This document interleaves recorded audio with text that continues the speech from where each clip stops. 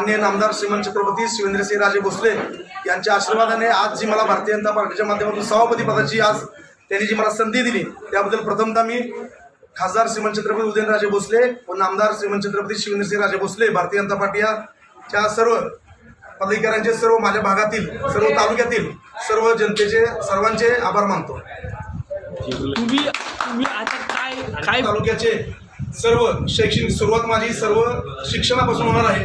येणाऱ्या काळामध्ये मी सातारा तालुक्यातील असणाऱ्या सर्व प्राथमिक शाळांच्या सक्षमीकरणासाठी, प्राथमिक शाळांमध्ये असणाऱ्या मूलभूत गरजा पुरवण्यासाठी, त्याचबरोबर प्राथमिक शाळांमध्ये स्पर्धा परीक्षांमध्ये जवाहर नवोदय विद्यालय असेल, सैनिक स्कूल असेल, जास्तीत जास्त मुलं ही ग्रामीण भागातील, आज आपण बघतोय की आज शहरालगत शहरीकरण वाढत चाललेलं आहे। शहरालगतच्या गावांमधील मुलं आज इंग्लिश मिडियम शाळेसाठी ॲडमिशनसाठी धडपडत आहे, पण तेच जर आज आपण ग्रामीण भागाचा शैक्षणिक स्तर सुधारवला, शैक्षणिक स्तर उंचावला, जिल्हा परिषदच्या प्राथमिक शाळा जर त्यांचा शैक्षणिक स्तर उंचावला तर नक्कीच ग्रामीण भाग हा विकसित होणार आहे। ग्रामीण भागातील मुली असतील, मुली असतील, हे नक्कीच स्पर्धेच्या युगामध्ये आपल्याला भारताच्या नक्कीच विकासाच्या धोरणामध्ये पुढे जाऊन ते नक्की पाया आपल्याला असतील की तरुण पिढीच उद्याची आपली भारताची भवितव्य घडवणारी पिढी असणार आहे। त्यासाठी मी शिक्षण या विषयावर विशेष भर देणार आहे।